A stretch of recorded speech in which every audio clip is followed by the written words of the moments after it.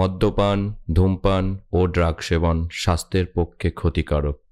এতে ক্যান্সার হয়। পবন চৌহান একসাথে দুটো দেশলাই কাঠি জ্বালিয়ে বাথরুমের পাশের ছোট গ্যাস স্টোভটা ধরালেন এবং এক মস্ত সসপ্যান ভর্তি জল চাপিয়ে দিলেন ফুটতে।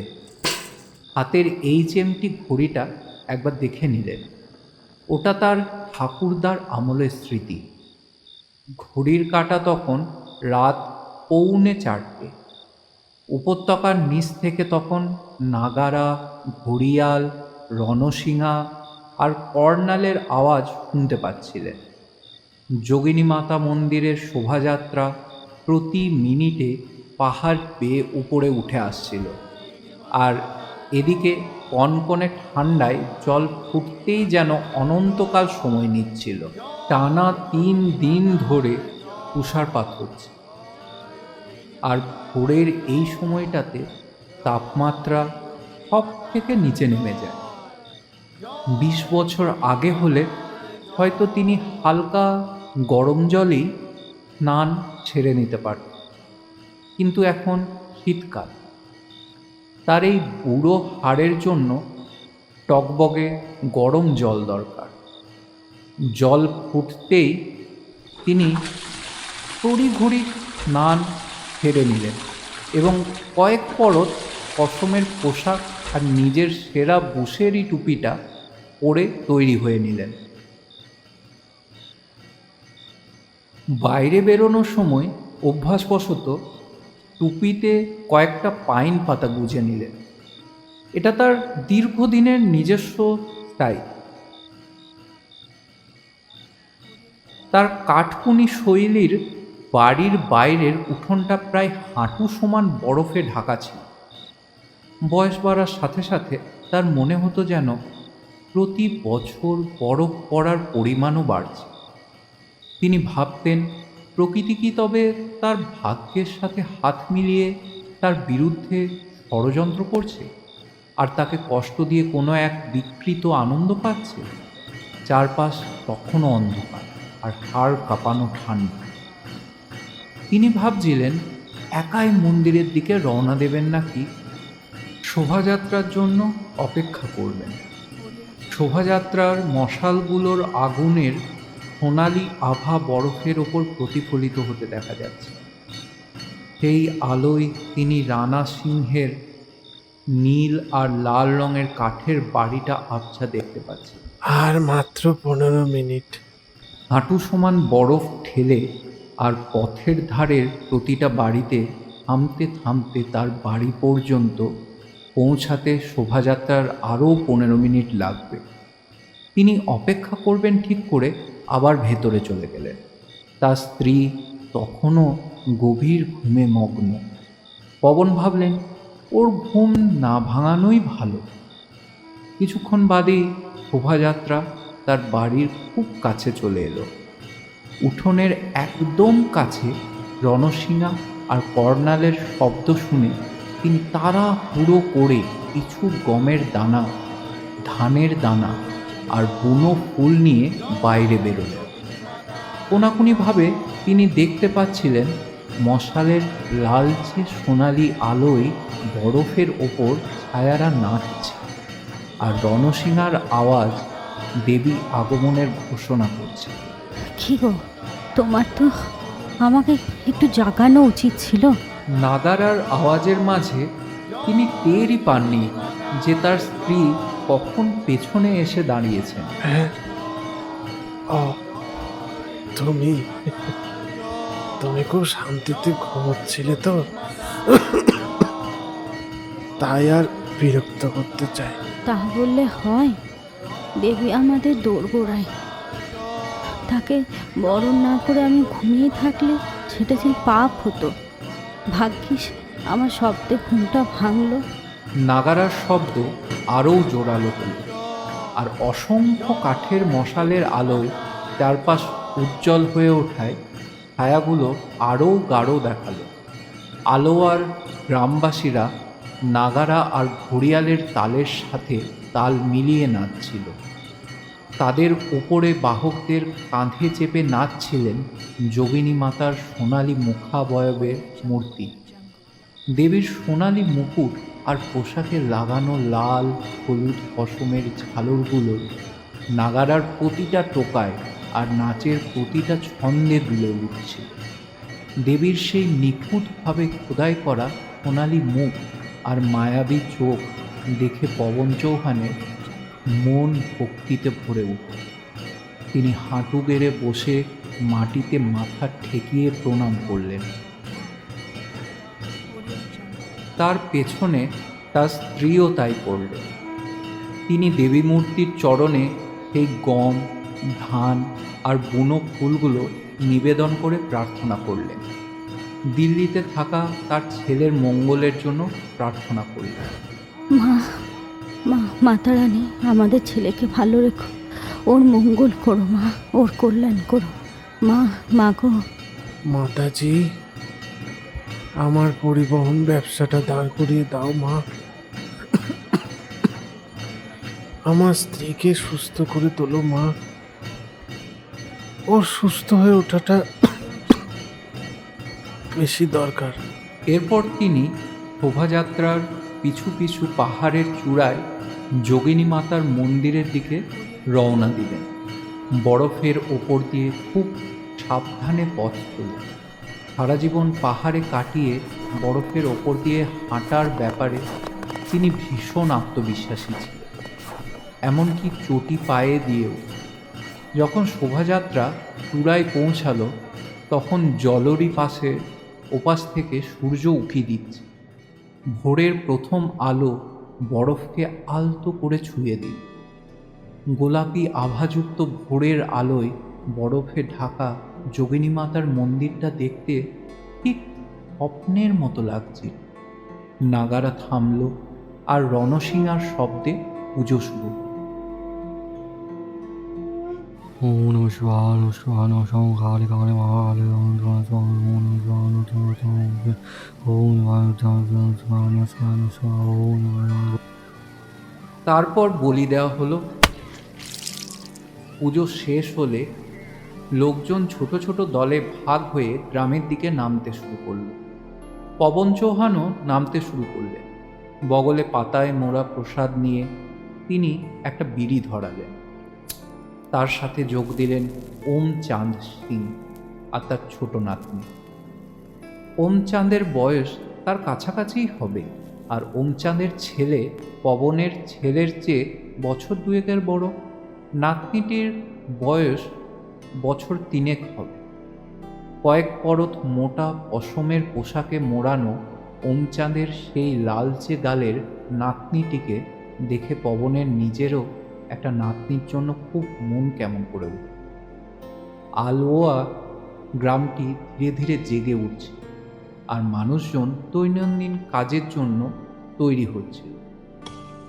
যুদ্ধবীরের নতুন বউ তন্দুরের জন্য কাঠ কাটছিল, আর তার যা ধর্মবীরের স্ত্রী গবাদি পশুর জন্য খড় কাটছিলেন। প্রধান সাহেব ইতিমধ্যেই বাড়ি ফিরে নিজের উঠোনে বসে খবরের কাগজ হাতে চা খাচ্ছিলেন। তাদের দেখে তিনি ওমচাঁদ আর পবনকে অভিবাদন জানালেন। সুপ্রভাত বন্ধু। পবন শীঘ্রই বাড়ি পৌঁছে গেলেন এবং ওমচাঁদ ও নাতনির কাছ থেকে বিদায় নিলেন। তিনি ছোট্ট মেয়েটির গাল টিপে দিয়ে নিজের গালে একটা চুমু চাইলেন, যা সে হাসি মুখেই দিয়ে দিল। বাড়িতে গবাদি পশুদের খাওয়ানো হয়ে গেছে, আর তন্দুরের চিমনি দিয়ে ধোঁয়া বেরোচ্ছে। তিনি সরাসরি রান্নাঘরের দিকে গেলেন। তার স্ত্রী সেখানে কাঁপা কাঁপা হাতে আলু কাটছে। তিনি দরজার সামনে দাঁড়িয়ে তাকে দেখতে লাগলেন। মাথার সবুজ স্কার্ফের নিচ থেকে সাদা চুলের গোছা উঁকি দিচ্ছে। তার নিচে কোঁচকানো রোদে পোড়া গাল দুটো বসে গেছে, চোখের নিচে কালি। তবুও কেন যেন এমন সময়ে তার সেই 17 বছরের লাজুক কনের মুখটা চোখের সামনে ভেসে ওঠে। 53 বছর আগে বিয়ের সময় যাকে তিনি প্রথম দেখেছিলেন। পবনের বয়স তখন ছিল 22। আলোয়া তো বটেই, এমনকি পুরো গদাগুসাইনের মধ্যে তিনি ছিলেন প্রথম গর্বিত ড্রাইভার। বিয়ের সময়কার তার স্ত্রীর সেই সুন্দর মুখের প্রতিটি অংশ তার মনে গেঁথে আছে। মনে আছে সেই কোমল হাত আর নমনীয় আঙুলগুলোর কথা। বিয়ের আচার চলার সময় তার হাতের মুঠোয় যা কত ছোট লাগত, সেই হাতগুলোকেই এখন এমন কাঁপতে দেখে তার খুব কষ্ট হয়। তিনি গদাগুসাইন, বাঞ্জার থেকে শুরু করে মান্ডি পর্যন্ত অনেক ডাক্তার দেখিয়েছেন, কিন্তু কেউ ঠিক করে ধরতে পারল না কেন তার হাত কাঁপে, কেন তার কথা অসংলগ্ন হয়ে যাচ্ছে, বা কেন তিনি নাম ঘটনা সব ভুলে যাচ্ছেন। তিনি তাকে দিল্লির এইমস হাসপাতালেও নিয়ে গিয়েছিলেন। ডাক্তার বলেছিলেন তিনি স্কিজোফ্রেনিয়ার প্রাথমিক পর্যায়ে আছেন। পবন চৌহান শব্দটার মানে ঠিক বুঝতেন না। তিনি শুধু এটুকুই বুঝেছিলেন যে এখন তার স্ত্রীর ওষুধের পাশাপাশি পবনের মনোযোগ, মানসিক সমর্থন আর ভালোবাসার খুব প্রয়োজন। তিনি নিজের সাধ্যমতো সবটাই করেছিলেন, তবুও স্ত্রীর স্বাস্থ্যের কোনো উন্নতি হচ্ছিল না। রান্নাঘরে ঢুকে তিনি স্ত্রীকে সিড্ডু তৈরিতে সাহায্য করতে লাগলেন। সিড্ডুর মণ্ড তৈরি করাটা ছিল তার কাজ। তারপর তারা তন্দুরের পাশে একে অপরের উল্টো দিকে গরম চায়ের কাপ নিয়ে বসলেন। চায়ের সাথে তিনি একটা বিড়ি ধরালেন। তার স্ত্রী গদাগুসাইন বাজার থেকে কিছু ঘরোয়া জিনিসপত্র কেনার তালিকা দিলেন। তিনি মন দিয়ে সবটা শুনলেন এবং মনে মনে ফর্দ করে নিলেন। বলছিলাম, ওই আমাদের কোথাও একটু ঘুরতে যাওয়া উচিত। মানে কি? দিল্লি? বেটার কাছে? না না না, শুধু আমরা দুজনে, তুমি আর আমি। হ্যাঁ, আমাদের একসাথে দুজনে মিলে কোথাও ঘুরতে যাওয়া উচিত। সারা জীবন আমরা তো আর কোথাও যাইনি। ওই শুধু একবার দিল্লি আর একবার ওই উত্তরাখণ্ডের কেদারনাথ মন্দির ছাড়া। তুমি না সবসময় ওই সমুদ্র দেখতে চেয়েছিলে? হ্যাঁ হ্যাঁ, তবে এখন কেন? তোমার কি হুঁশ আছে? কি সব বলছো? সকালে মন্দিরে গিয়ে ওই ওমচাঁদের সঙ্গে চারাস টারাস খেয়ে এসেছো নাকি? কি বলছো বলো তো? হ্যাঁ, খাইনি। আবার এই কথায় ওমচাঁদ আর চরস এলো থেকে? ওম তো ওর নাতনির সাথে এসেছিল। ঢং করো না তো। ওমচাঁদকে তুমি চেনো না নাকি? একদম ঢং করো না। কি জ্বালা! এর মধ্যে ওমচাঁদ আসছে থেকে? তুমি নির্ঘাত ওর সাথে বসে চারস খেয়েছো। আরে না, খাইনি। আর সেটা বড় কথা নয়। তুমি তো সব সময় বলতে তুমি সমুদ্র দেখতে চাও, বলতে কিনা বলো? হয়তো বলতাম, তখন বয়সটা কম ছিল। এখন এই বুড়ো বয়সে এই পাগলামি মানায় না। সব কিছুর একটা বয়স থাকে। না না, আমি সিরিয়াস। আমরা পুরী গিয়ে জগন্নাথ মন্দির তো দেখে আসতে পারি। আর পুরী তো সমুদ্রের ধারেই। আমরা সাগরে পূর্ণ স্নান করতে পারি। পুরী? সমুদ্র? হয়তো আগের জন্মে যাওয়া যেত। এখন বয়স হয়েছে, এই জন্মে আর তাছাড়া আমাদের তো অত টাকাও নেই। টাকার চিন্তা করো না তো, ওটা আমি ঠিক ব্যবস্থা করে নেব। তুমি যাবে কিনা বল? টাকার ব্যবস্থা করবে? খুব ভালো। তাহলে এখন বাজার যাও, আর ফর্দে জিনিসপত্র সব মিলিয়ে ঠিকঠাক করে নিয়ে এসো। আর একটু ভালো ডিটারজেন্ট এনো। তুমি তো আবার টাকার ব্যবস্থা করতে পারবে।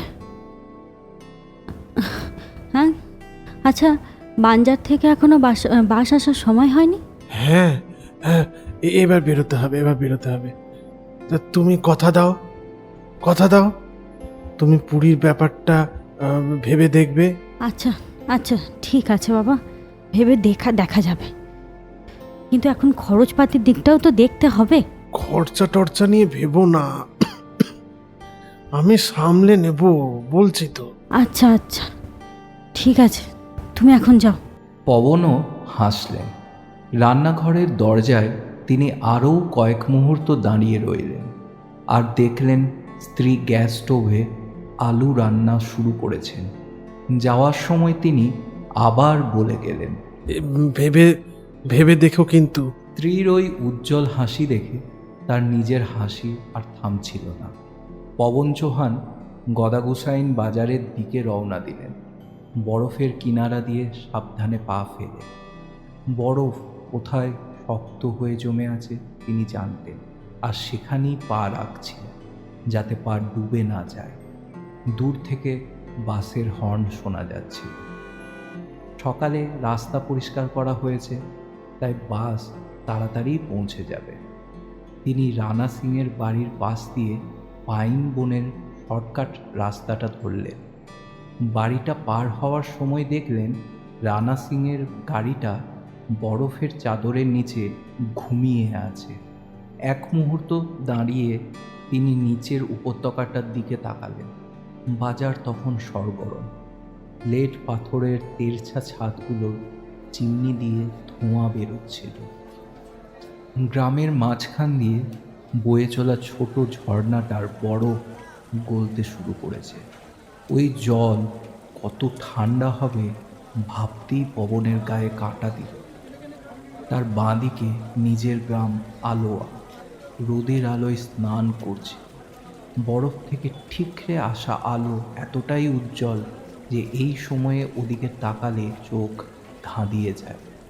গাঁটে গাঁটে ব্যথা আর হাড় কাঁপানো ঠান্ডা সত্ত্বেও পবন চৌহান আজ তার এই শীতকালীন স্বর্গরাজ্যের দিকে গভীর শ্রদ্ধা আর গর্বের সাথে তাকান। গদাগুসাইন বাস স্ট্যান্ডে গরুগুলোর জন্য জ্যাম লেগেছিল। আলোয়া আর প্রতিবেশী গ্রাম রঘুপুরের কিছু লোক বাসের জন্য অপেক্ষা করছিল। পবনের এই বাসটাই ছিল সেরাজ উপত্যকার এই প্রত্যন্ত গ্রামগুলোতে মানুষ আর মালপত্র যাতায়াতের অন্যতম মাধ্যম। তিনি তার পরিবহন ব্যবসার নাম রেখেছিলেন গড ভ্যান। নিজের বাড়ি আর পাহাড়ের দেবতাদের প্রতি শ্রদ্ধা জানান।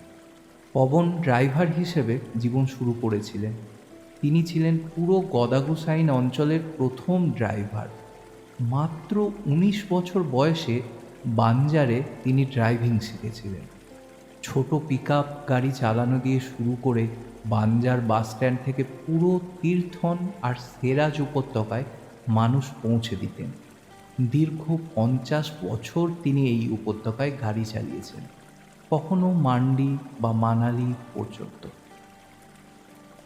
যখন তার নিজের গাড়ি কেনার মতো টাকা হলো, তখনও তিনি লোকজনকে পৌঁছে দেওয়ার কাজ ছাড়েননি।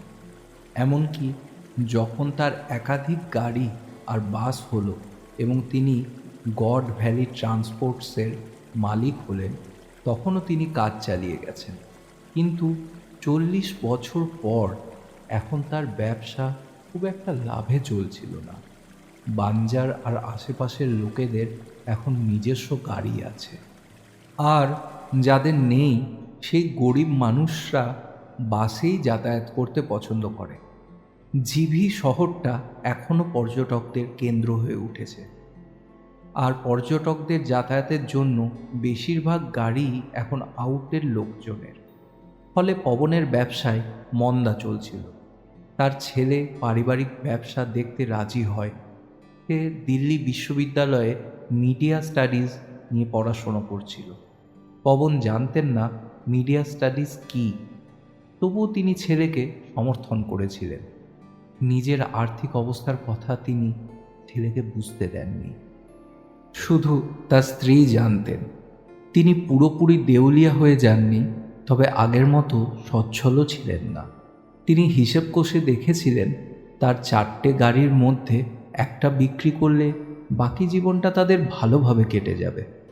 বাকি গাড়ি আর বাসটা তার ছেলে যা খুশি করতে পারবে। বাস আসার পর তিনি ড্রাইভারের সাথে কথা বললেন। আজ কতজন প্যাসেঞ্জার হলো? সামনের রাস্তাটা কেমন?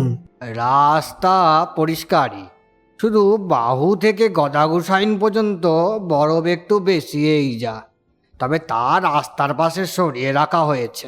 গড ভ্যালি বাসটা যখন পাইন বনের ভেতর দিয়ে এঁকে বেঁকে অদৃশ্য হয়ে গেল, পবন ততক্ষণ দাঁড়িয়ে থাকল। একটা বিড়ি ধরিয়ে তিনি বাজারের দিকে হাঁটা দিলেন। পথে দেখলেন এক জায়গায় লোক জমে পাহাড়ের দিকে, অর্থাৎ তার গ্রামের দিকে তাকিয়ে আছে। কৌতূহলী হয়ে তিনি জিজ্ঞেস করলেন, কি হয়েছে? কি হয়েছে? এত ভিড় কেন?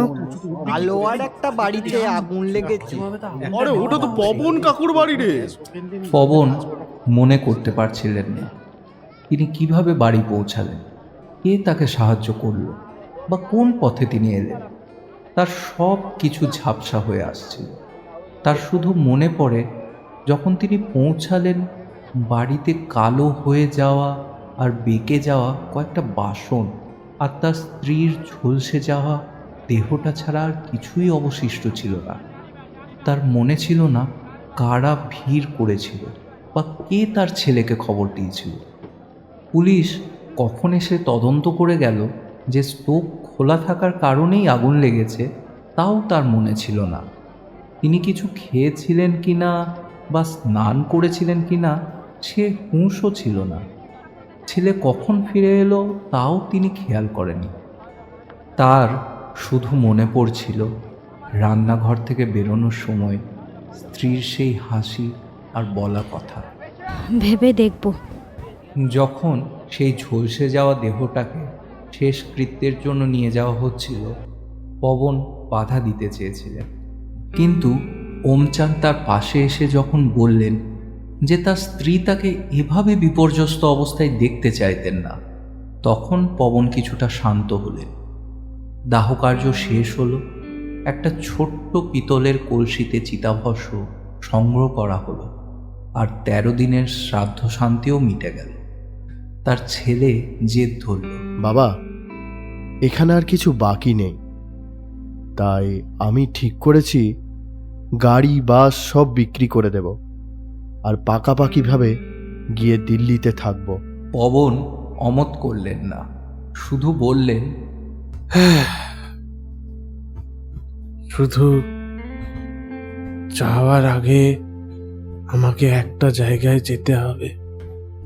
সূর্য ডুবেছে তার পেছনে, আর গোধূলির আলোয় রাঙানো ঢেউগুলো তার পা ছুঁয়ে যাচ্ছে। পবন চৌহান পুরীর স্বর্গদ্বার সমুদ্র সৈকতে সোনালি বালির উপর বসেছিলেন। পাশে পড়েছিল সেই ছোট্ট পিতলের কলসিটি, যেখানে রয়েছেন তার প্রিয়তমা স্ত্রী।